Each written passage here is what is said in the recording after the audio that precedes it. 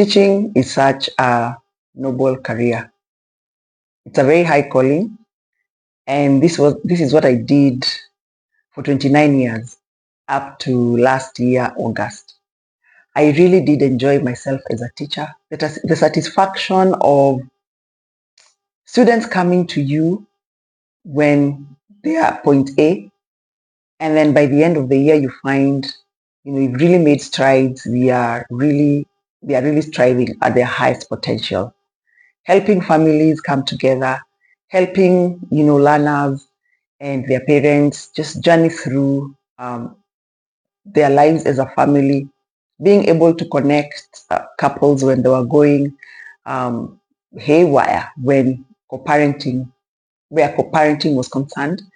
So it's really satisfactory. However, there are times that teaching really hurts the teacher. A great job, however, it hurts. And how does teaching hurt? Or what does the teacher and where does the teacher go when teaching hurts? How was I hurt as a teacher?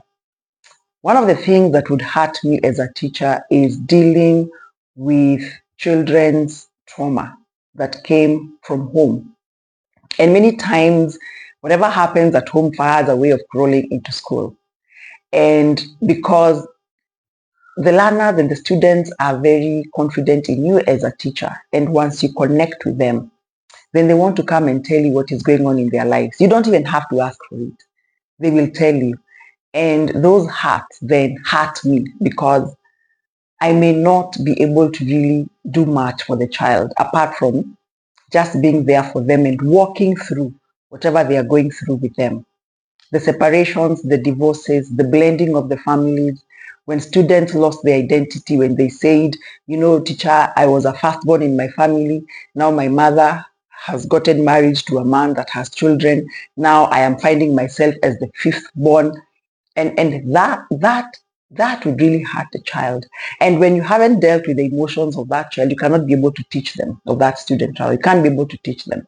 And so whatever was going and happening on in the families would find me in class, and it would hurt. Because you're not dealing with one student.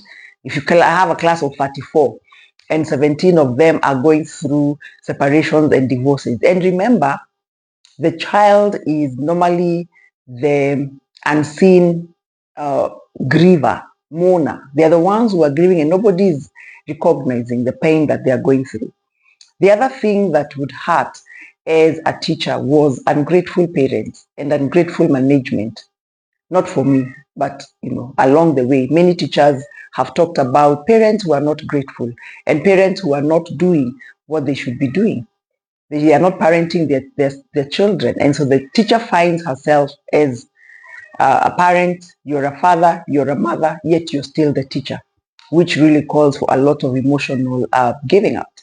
Then ungrateful management, that is pushing the teacher to unknown limits and stretching the teacher to a point that the teacher is breaking. You have to be at work at 6 and you leave at 6.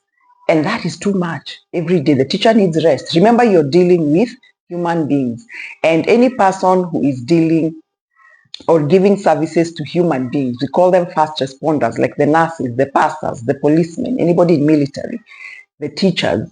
These are people who then get what is called compassionate fatigue. That is the other thing that hurts the teacher. You get compassionate fatigue because you're taking in people's problems and you still have your own problems. And so on top of the normal burnout, then you get this compassionate fatigue. You get what we call vicarious trauma, secondary trauma, because when there's domestic violence in one of your children's life, they'll come and tell you about it. When there is neglect in that child's life, they come and tell you. When there's separation and divorce, it is you who's receiving all that. So those are some of the things that would hurt the teacher. There's going to be a part 2 on this one. Share this one with a friend who you know is a teacher who would benefit from it, and see you in part 2. Thank you.